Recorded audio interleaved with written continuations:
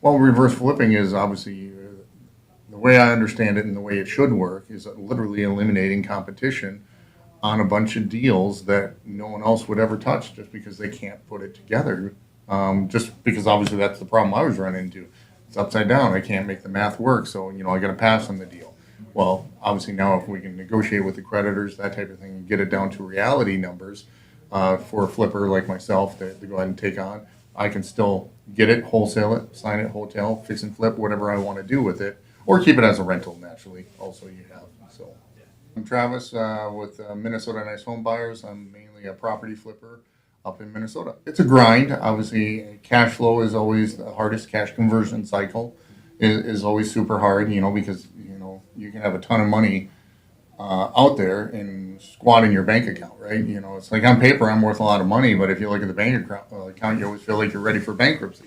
It's just because I'm always going out. As soon as I get enough money, I go out and buy one more deal. I'm always pushing that limit, and it's a vicious cycle because until you pull back on that, more money can't come back in because you're just redeploying as fast as it comes back in. So that was always kind of a nuisance. I was able to kind of solve that problem, but it's going to be a problem for the average flipper type of thing. I kind of geek out on this stuff where some people are like, this is kind of boring, but I do it because it pays well.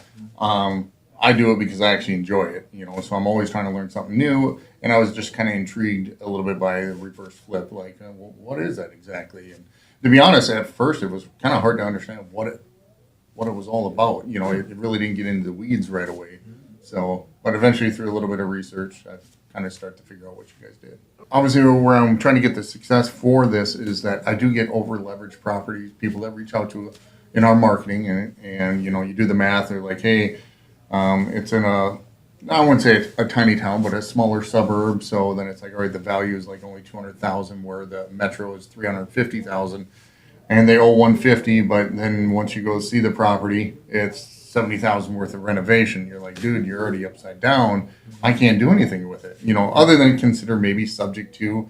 But if they're in arrears and it needs a decent amount of repairs, that's not really where I want to spend my time.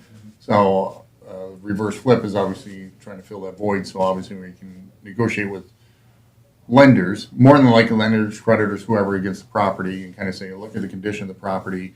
I can buy it, but I can't buy it at the equity point of the loan amount at 150. I'm probably going to be around 80,000, type of thing. So I need reverse flip to kind of close the gap for me.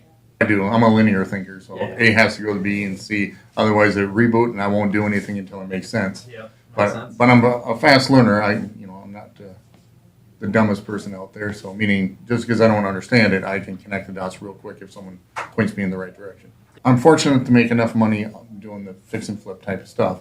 But what good is it if you can't keep it? Uncle Sam always wants a big chunk, so the only way they keep growing it is I gotta find legal ways through tax deductions, those type of things, to basically eliminate a good chunk of my taxes. I believe that I'm in the right place for what I'm trying to achieve, and again, finding assets that already currently cross my desk that I can't do anything with because they're over leveraged in one way or another.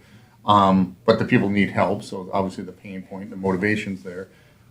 That this is going to be the right exit strategy, right outfit to do the training to get to me to where I want to go, essentially. So I would say that if you're looking for someone or a company that could do it, especially it sounds like if you're in Florida, you really want to hook up because everything is really well in place for Florida. So I would say it's almost a no-brainer that way. But you have to have a drive. If you just say I'm just going to do it for the money, that's fun until the grind has to come.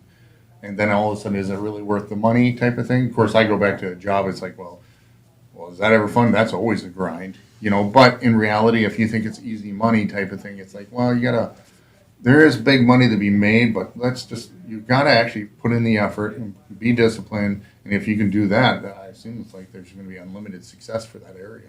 I had interest, obviously, when I joined, just because I was like, do I feel like I can get to where I want to be with reverse flipping? If I didn't, I want to spend the money. I do feel like I'll be able to get to it. I feel like Will's a straight shooter. I'm just a blunt guy. I'm going to be polite about it on anything at first. Unless you're just a dumbass, and then you just flat it. But the point is I took her naturally the will because it's like, just tell me to me straight. I don't care, good or bad. I just need to hear it. So that, for me, that personality resonates a lot because I just want to hear the truth right away. Cool. Yeah. Shit or get off the pot.